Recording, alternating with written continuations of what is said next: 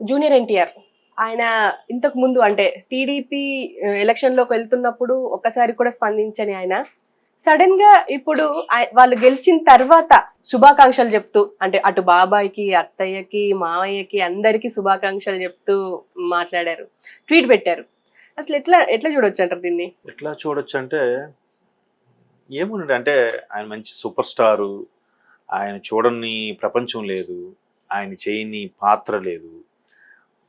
కుటుంబకు సంబంధించిన social elements సంబంధించిన పాత్రలు కూడా చేశారు.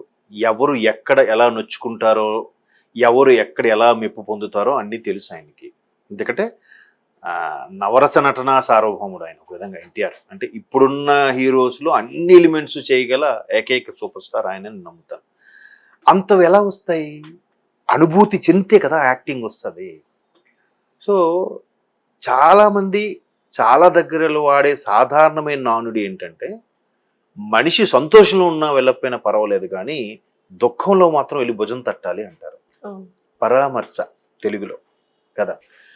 ఆ పరామర్శ చేయని వ్యక్తికి శుభాకాంక్షలు చెప్పారు అంటే మేబీ మరి ఆయన ఇప్పటికైనా ఈ అడ్డుగోడల్ని లేదంటే కొందరు విమర్శల్ని యాంటీ ఫ్యాన్స్ యొక్క దుయ్యబట్టడాన్ని చెక్ పెట్టడానికి శుభాకాంక్షలు పెట్టారా, లేదా ఒక రకమైన ప్రెజర్తో కూడిన శుభాకాంక్షలు పెట్టారో తెలియదు.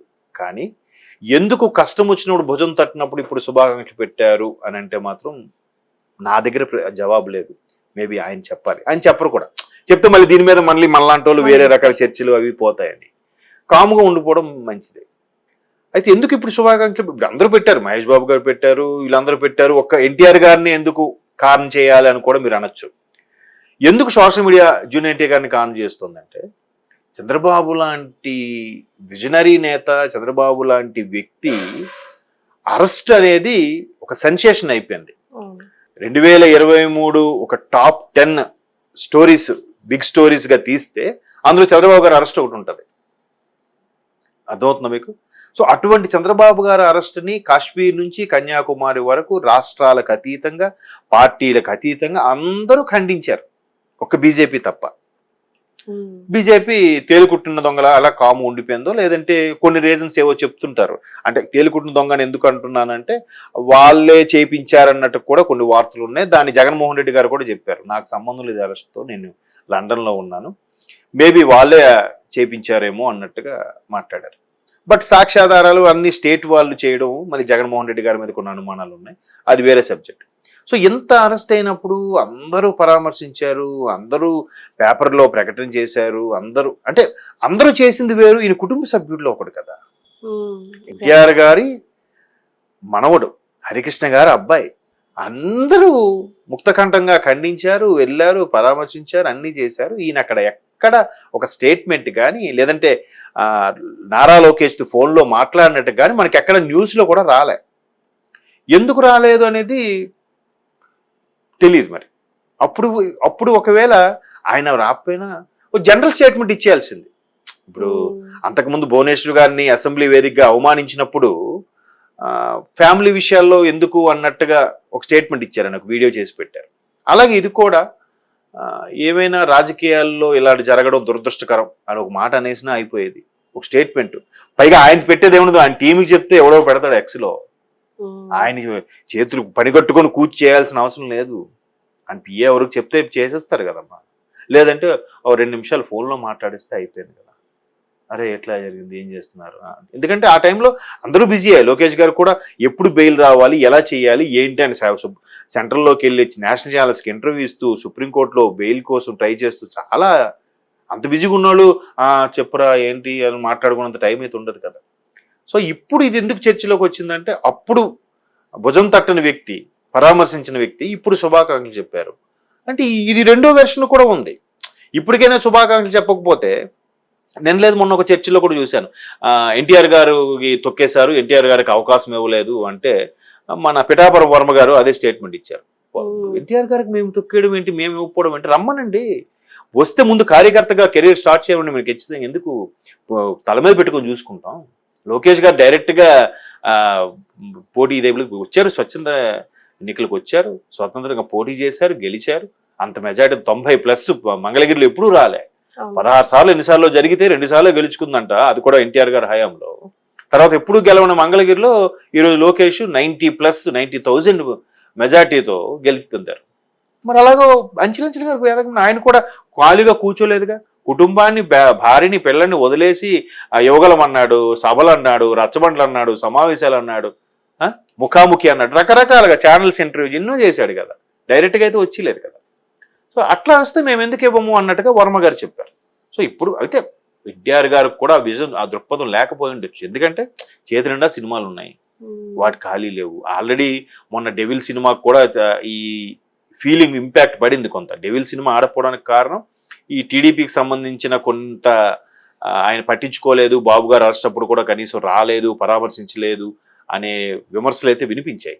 సో దానికి కళ్యాణ్ రామ్ గారిని అడిగారు, ఏంటి మీరు తమ్ముడు ఎలక్షన్లో క్యాన్వాసింగ్ పార్టిసిపేట్ చేస్తారంటే తమ్ముడిని అడిగి చెప్తాను అన్నాడు. ఆయన తప్పుగా ఏమనలే, ఎందుకంటే తమ్ముడు బిజీ ఆర్టిస్ట్ కాబట్టి ఆయన కాల్ షీట్లు, ఎందుకంటే 2 నెలలు పోతుందమ్మా, 2 నెలల్లో ప్రొడ్యూసర్కి ఎంత లాస్ అమ్మా, 10 రూపాయలు ఇంట్రెస్ట్ ఇస్తారు, కనీసం 10 రూపాయలు ఫైనాన్స్, మరి ఇవన్నీ ఆగిపోతాయి కదా.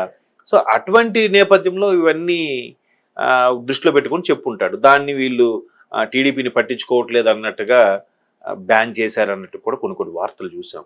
బట్ ఇవన్నీ జనాలు మర్చిపోతారు, అంతేం కాదు.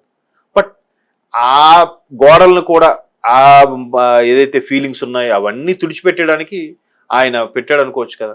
ఇప్పుడు నాకేం అవసరం, నేను నా పని నేను చేసుకుంటాను అనుకోలేదు కదా. మరలా కుటుంబాని కోసం చెప్పాడు ఇక్కడ ఈ వెర్షన్లో కూడా మనం ఆలోచించాలి. రెండు ఇప్పుడు ఒకే వెర్షన్ చెప్పడం లేదు. ఆయన ఏ పరిస్థితిలో చేయలేకపోయాడో అప్పుడు ఫోన్ ఇప్పటికైనా స్పందించాడుగా.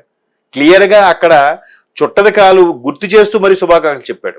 ఫస్ట్ మావయ్య అన్నాడు, మేనత్త మొగుడు మావయ్య సీఎం, తర్వాత అత్త మేనత్త స్వయాన హరికృష్ణ గారికి అక్క అనుకుంటా, అక్కో చెల్లో పురంధేశ్వరి గారు, తర్వాత శ్రీభరత్ బాలయ్య గారి అల్లుడు బావు వరుస ఆయనకి చెప్పాడు, తర్వాత లోకేష్ స్వయాన బాలయ్య గారి అల్లుడు పైగా మా మేనత్త కొడుకు లోకేష్ గారికి. అంటే వాళ్ళందరూ ఒక ఏజ్ వాళ్ళు కాబట్టి పేరు పెట్టి పిలుచుకోవచ్చు, ఒరేగా అనుకోవచ్చు. ఇది మేనత్త మేనమా పిల్ల ర్యాప్ ఉంటుంది కదా.